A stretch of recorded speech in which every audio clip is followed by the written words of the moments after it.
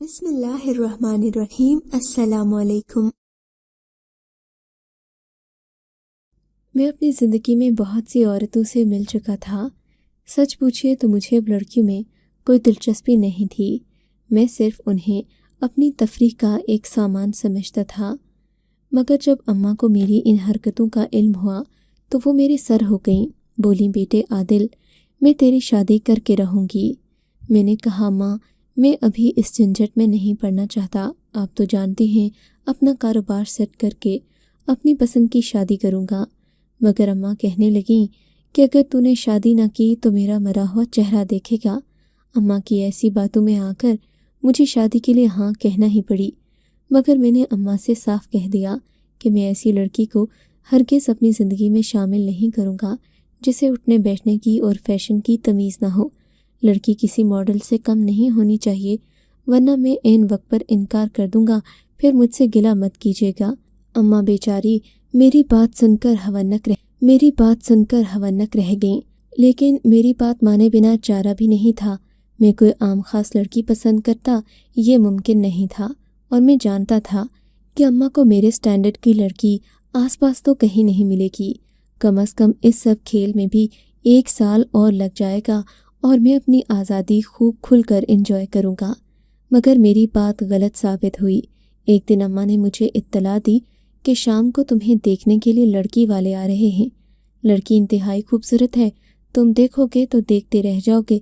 اماں کی بات سن کر مجھے بڑا عجیب سا لگا کہ لڑکی والے مجھے دیکھنے آ رہے ہیں۔ اس کا مطلب تھا کہ واقعی کوئی ماڈرن فیملی ہے۔ اماں بھی میرے حساب سے رشتہ دیکھ لائی تھیں۔ شام کے تقریباً 6 بجے یہ لوگ مدعو تھے۔ میں جب اس لڑکی کی فیملی سے ملا، مجھے اندازہ ہو گیا کہ یہ کوئی گرے پڑے لوگ نہیں، بلکہ ان کا خاندان کافی طاقتور ہے۔ یہ بات ایک طرح سے میرے لیے فائدہ مند بھی تھی اور دوسری طرف نقصان دہ بھی۔ فائدہ یہ کہ میرا سسرال مضبوط تھا، اور نقصان یہ کہ بیگم صاحبہ بھی اسی حساب سے طاقتور تھیں، یعنی کہ میری زیادہ چلنے والی نہ تھی۔ امی نے بتایا کہ یہ لوگ ایک پر اثر خاندان سے تعلق رکھتے ہیں اور شہر میں ان کا بڑا نام ہے۔ میں تو ان باتوں سے کچھ خاص متاثر نہیں ہوا، لیکن جب میں نے اس قاتل حسینہ کو دیکھا تو مانو میرا دل دھڑکنا بھول گیا۔ آج تک جتنی لڑکیاں دیکھی تھیں ان سب پر بھاری، ان سب سے الگ اور منفرد سہیلا تھی۔ سہیلا کے گلابی ہونٹ اس قدر خوبصورت تھے کہ کسی اور چیز پر نظر ہی نہ ٹھہرتی۔ میں تو اس کا سراپا آنکھوں میں لیے سارا دن اور ساری رات اسے ہی سوچتا رہا۔ زندگی مانو کلیوں کی مانند چٹکنے لگی۔ ابھی اس سے ملے مجھے 1 دن بھی نہ گزرا تھا کہ اس سے ملنے کا دل دوبارہ چاہنے لگا۔ میں نے اماں سے کہہ دیا کہ آپ لڑکی والوں کو ہاں رکھ دیں، کیونکہ اب مجھ سے صبر نہ ہو رہا تھا۔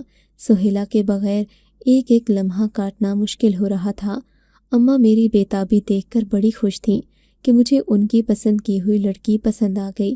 مقررہ دن پر سہیلا کسی چاند کی طرح میرے آنگن میں اتری تو میرے سارے گھر میں اجالا پھیل گیا۔ میں نے شادی کی رات اسے دیکھا تو دیکھتا ہی رہ گیا، مگر یہ کیا، سہیلا کی آنکھیں پیار اور محبت کے جذبات سے خالی تھیں۔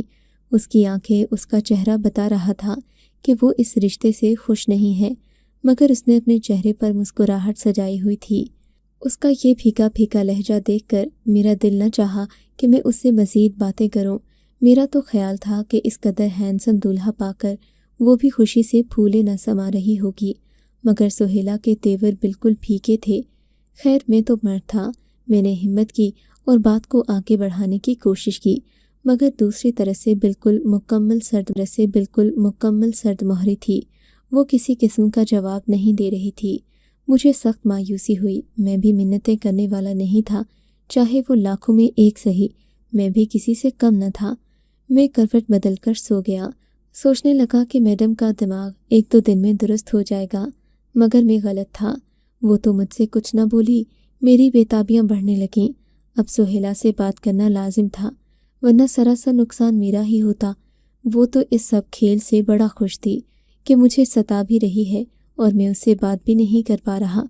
میں تو اپنی انا کے ہاتھوں مجبور تھا، مگر وہ میری صورتحال سے محظوظ ہو رہی تھی۔ خیر، انا کے سارے بت توڑ کر جب میں نے سہیلا سے بات کرنا چاہی تو اس نے عجیب رویہ دکھایا۔ وہ اپنے چہرے پر ہاتھ رکھ لیتی और कभी दूर से ही दुपट्टे में अपने चेहरे को छुपा लेती। सुहेला, अब तुम मुझसे चेहरे का पर्दा भी करोगी? सोती तुम वैसे ही अलग हो। क्या तुम मुझे अपना शौहर नहीं मानती? एक दिन मैंने तब कर कहा, वो बात नहीं है।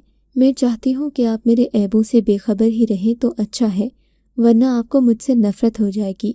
सुहेला ने कहा, ऐसा क्या ऐब है तुम में कि मुझे तुमसे नफरत हो जाएगी? मैंने पूछा, बस है कोई ऐब, जानती हूँ आपको पसंद नहीं आएगा, आप मुझसे दूर हो जाएंगे। उसने मसनूई परेशानी का इजहार किया। तब मुझे फिक्र हुई। मैंने उसका दुपट्टा खींचा तो हैरान ही रह गया कि उसके चेहरे पर बारीक से घने काफ़ी ज़्यादा बाल थे जो उसके चेहरे को बदनुमा बना रहे थे। सुहेला, ये क्या है? शादी के दिन तुम बहुत खूबसूरत लग रही थी और ये? मैं उसके बाल देखकर परेशान हो गया था। बस नासिर, ये तो मेरे चेहरे का हिस्सा है, आपको मुझे इन बालों के साथ ही कबूल करना होगा। उसने कहा तो मैं बुझ कर रह गया। अच्छा, इन बालों का कोई तो हल होगा। तुम ऐसा करो, मेरे साथ ब्यूटी में तुम्हारे चेहरे को खूबसूरत बना दूंगा, और अगर ऐसा नहीं भी होता, हम हफ्ते में एक बार चले जाएंगे, लेकिन तुम्हारे चेहरे से ये बाल ज़रूर साफ़ होने चाहिए। मैं इन्हें बर्दाश्त नहीं करूँगा। तुम मेरी चाँद सी दुल्हन हो, तुम्हें चाँद जैसा लगना भी तो चाहिए। मैंने उसकी खुशामद की। चलिए ठीक है, आप शाम को मुझे ब्यूटी पार्लर ले जाइएगा, मैं ब्यूटिशियन से अपना फेशियल करवा लूँगी, वैसे भी काफ़ी दिन हो गए हैं। सुहेला ने कहा तो मैं मुतमईन हो गया। उस शाम पहली बार उसने मुझे वो खैरात दी जिसका मैं दिनों से मुंतज़िर था, मगर उसके रवैये में अभी भी अजीब सी नाराज़ी थी। अगले दिन सुबह सुबह सुहेला ने मुझे उठा दिया। बोली, आपने मुझे पार्लर ले जाने का वादा किया था, अब चलिए, देर हो रही है। सुहेला सुबह सुबह तैयार खड़ी थी। थोड़ी देर में हम लोग घर के बाहर मौजूद थे। अम्मी ने कहा, नाश्ता कर जाओ, मगर सुहेला ने जल्दी मचाई हुई थी। खैर, मैंने उसे पार्लर छोड़ा और ख़ुद ऑफिस चला गया। एक छुट्टी के लिए दरख्वास्त देना थी।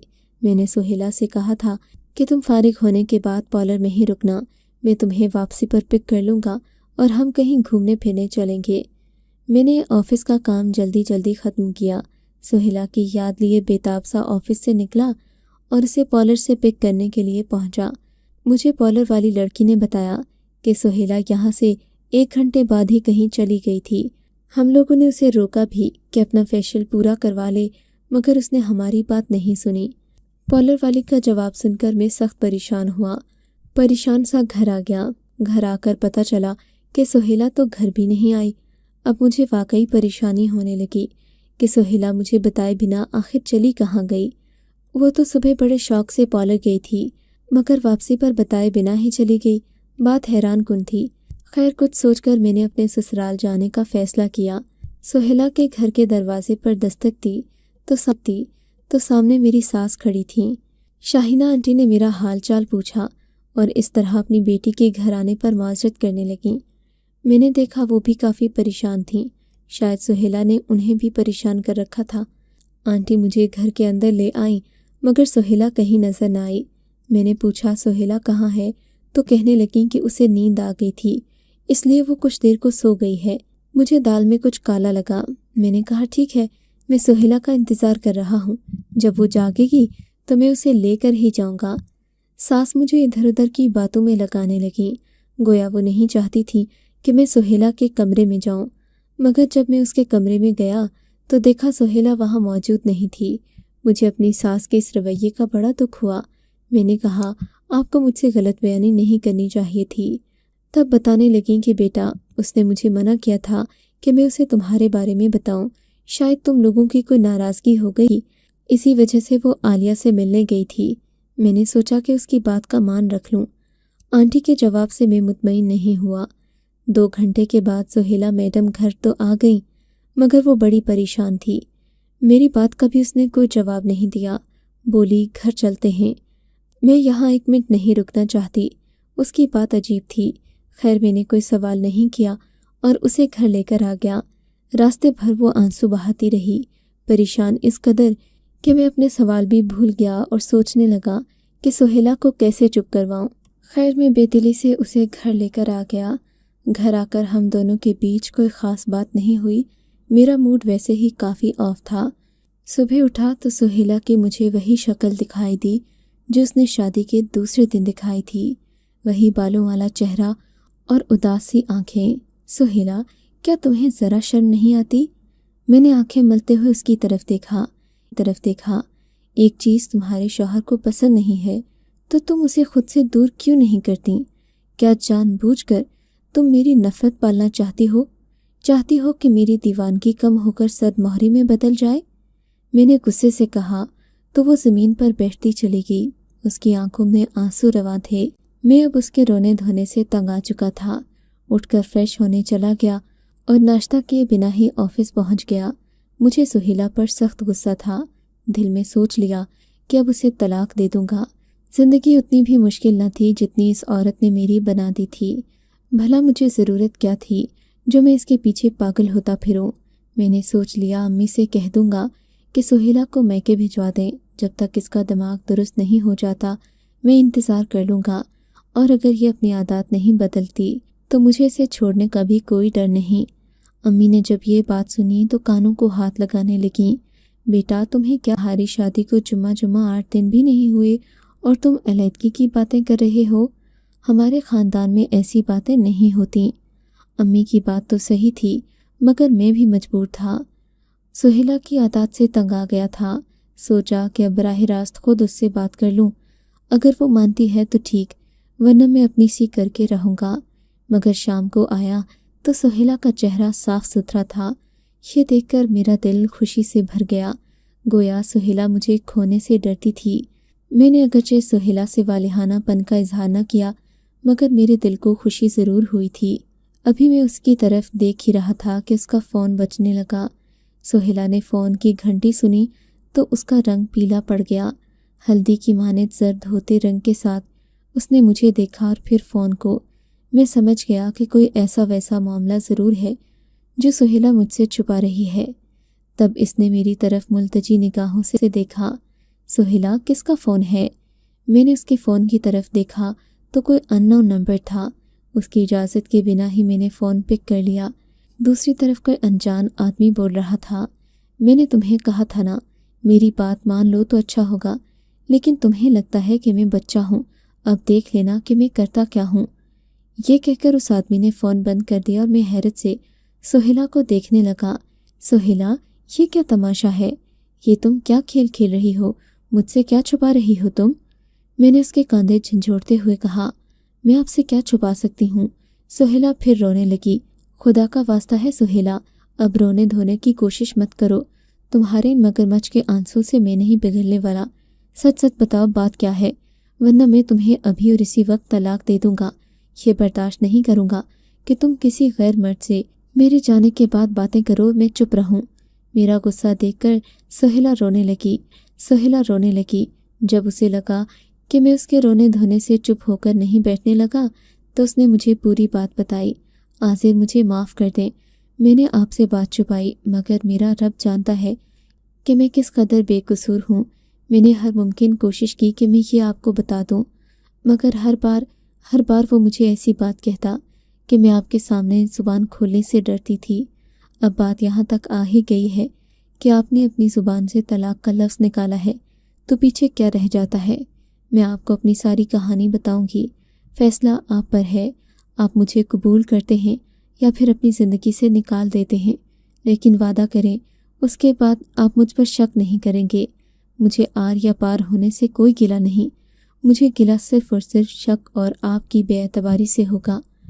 سہیلا نے اپنی کہانی شروع کی۔ میں نے اسے ہمت دی تو بولی، میری آپ سے منگنی سے پہلے کی بات ہے۔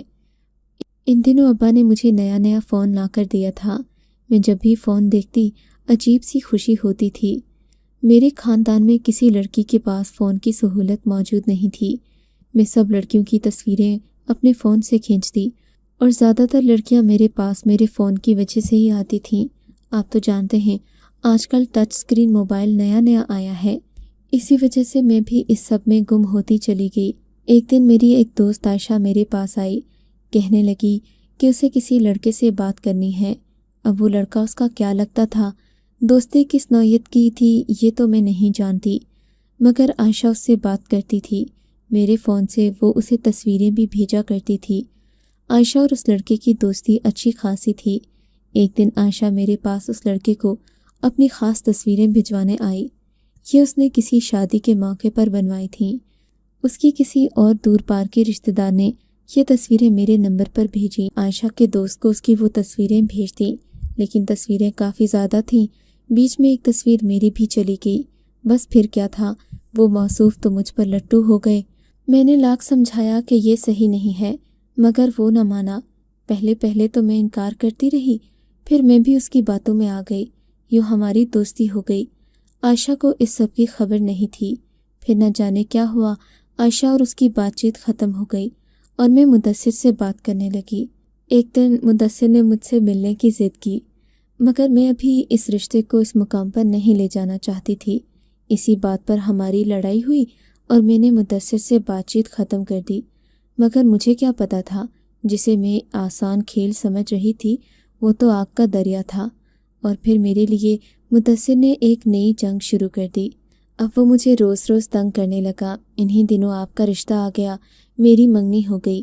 میں اس سے جان چھڑانا چاہتی تھی، میں کچھ پتہ ہی نہ چلا۔ بس پھر وہ دن آ گیا کہ میں آپ کی دلہن بن کر اس گھر میں آ گئی، مگر مدثر سے میری بات چیت وہیں کی وہیں ٹھہری رہی۔ اسے میری منگنی کا علم ہوا تو وہ آگ بگولا ہو گیا۔ دن رات مجھے بلیک میل کرنے لگا کہ تمہاری ان تصویروں کو تمہارے شوہر کو بھیج دوں گا، پھر تم کہیں کی نہ رہو گی۔ میرے اس سے بچنے کے لیے اس کی الٹی سیدھی باتیں ماننا شروع کر دیں۔ وہ مجھ سے کہتا کہ اپنے شوہر کو خود سے دور رکھو، میں تمہیں اس کی اجازت نہیں دے سکتا کہ تم کسی اور کے قریب ہو۔ حالانکہ میرا خدا جانتا ہے میں نے نکاح کے اس بندھن کو دل و جان سے قبول کیا ہے، مگر وہ تو ایک عجیب خبتی آدمی ہے، مجھے طرح طرح کی دھمکیاں دیتا ہے۔ کبھی کہتا ہے کہ اپنے شوہر کو فلاں طریقے سے دور رکھو، تو کبھی کہتا ہے اس سے بدتمیزی کرو۔ میں دو پارٹوں میں پس رہی ہوں، سمجھ نہیں آتا کہ میں کیا کروں۔ وہ مجھے بات بات پر ڈراتا ہے، میں اس کی ایک بات نہ مانوں تو وہ 1000 نئی باتیں نکال دیتا ہے۔ اب آپ ہی بتائیں، میں تو اس کی باتیں اس لیے مانتی رہی کہ آپ کو کھو نہ دوں۔ ایک ہفتے کی نئی نویلی دلہن کے منہ سے یہ باتیں سن کر میرا دل تو جیسے راکھ ہو گیا۔ اس کے بعد ہم دونوں کے بیچ کوئی بات نہیں ہوئی، ہمارے راستے الگ ہو گئے۔ میں نے اپنا فیصلہ اسے سنا دیا۔ اسے کھونے کا مجھے افسوس تو ہے، لیکن عورت ایک بار میلی ہو جائے تو اس سے محبت ہونا ایک ناممکن سی بات لگتی ہے۔ آپ میری جگہ ہوتے تو کیا کرتے؟ مجھے اپنی رائے سے ضرور آگاہ کیجیے گا۔ آپ کو اگر یہ کہانی اچھی لگی ہے تو اس ویڈیو کو لائک کیجیے اور اس طرح کی مزید کہانیاں سننے کے لیے ہمارے چینل کو ضرور سبسکرائب کیجیے۔ کہانی سننے کا شکریہ۔ آپ سے ملاقات ہوگی اگلی ویڈیو میں، تب تک کے لیے اللہ حافظ۔